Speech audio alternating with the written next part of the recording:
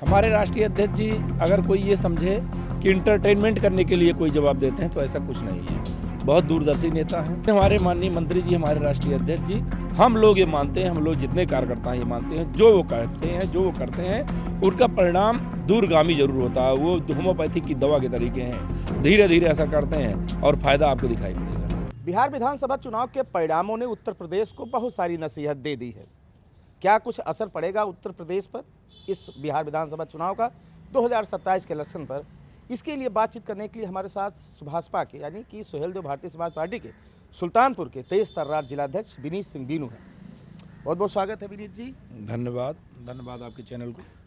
ये बात बताइए जरा कि आपके पार्टी ने पार्टिसिपेट किया बिहार में, लेकिन जो नतीजे है वो काफ़ी निराशा भरे नहीं रहे क्या? निराशा भरे तो नहीं कह सकते हैं। ठीक है, परिणाम हम लोग के सोच के अनुरूप नहीं आया है, लेकिन हमारे राष्ट्रीय अध्यक्ष जी ने जो बीड़ा उठाया है उसको निरंतर हम लोग इसको आगे बढ़ाते रहेंगे। हमारी पार्टी ये जब रजिस्ट्रेशन हुआ था तो ये नहीं हुआ था कि हम लोग एक उत्तर प्रदेश चुनाव लड़ेंगे या हम लोग पूरे भारत में और कहीं नहीं लड़ना। जहाँ जहाँ हमारा समाज, हमारे पार्टी की ज़रूरत होगी हम लोग वहाँ पे अपने फैलाव करेंगे।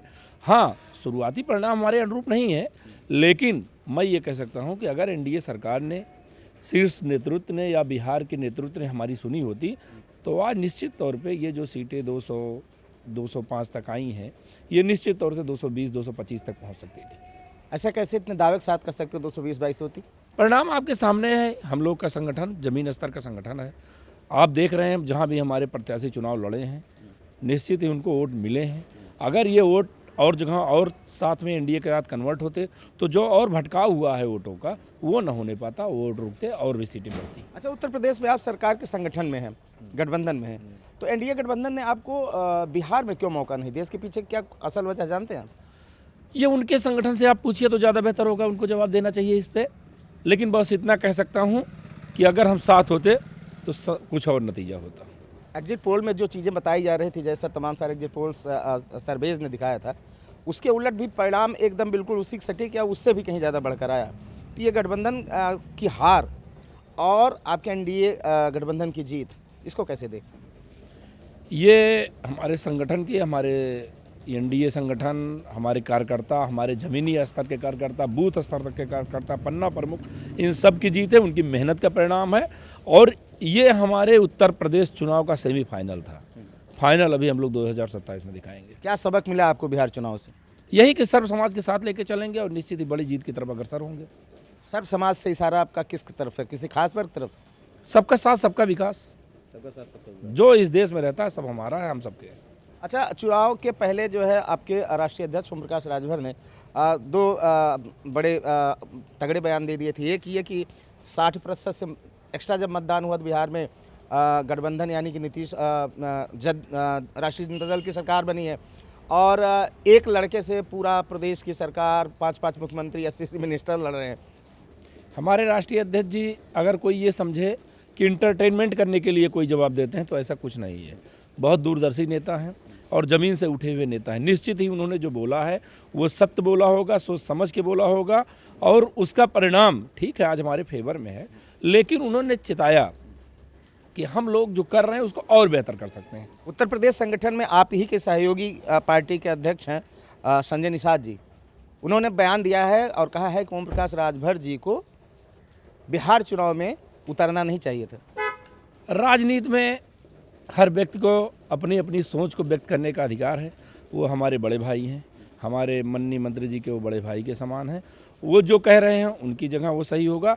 लेकिन हमारे माननीय मंत्री जी, हमारे राष्ट्रीय अध्यक्ष जी, हम लोग ये मानते हैं, हम लोग जितने कार्यकर्ता हैं ये मानते हैं, जो वो कहते हैं, जो वो करते हैं उनका परिणाम दूरगामी जरूर होता है। वो होम्योपैथिक की दवा के तरीके हैं, धीरे धीरे असर करते हैं और फायदा आपको दिखाई पड़ेगा। इस पूरे चुनाव में ओम प्रकाश राजभर की काफ़ी चर्चा रही बिहार में, और कारण था उनके बयान, और अब जब चुनाव परिणाम आए हैं तो एक बार फिर से वो चर्चा में है। अब आपको वहाँ से जो सीख मिली है इसके लिए 2027 के लिए और साथ में गठबंधन में जैसे आप लोगों की क्या तैयारी नहीं, कुछ नई चीज़ें इस बार आप लोग प्रयोग करेंगे बिहार चुनाव के परिणाम को देखते हुए?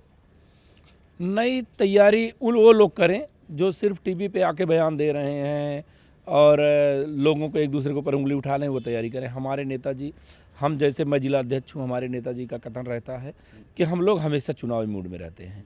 ज़मीनी स्तर पे कार्यकर्ता बनाना, कार्यकर्ताओं के साथ घुलना मिलना, हर वर्ग के कार्यकर्ताओं को साधना और सबको अपने संगठन में जोड़ना, हर गरीब, शोषित, वंचित समाज को आगे बढ़ाना, ये हम लोग का लक्ष्य है। इस पर हम लोग निरंतर चलते रहते हैं, यही करेंगे, इसमें कोई बदलाव नहीं एक आएगा। अंतिम सवाल आपसे ले लेते हैं। बहुत सारे लोगों के मन में सुबुगाहट है, अंदर खाने बात चल रही है।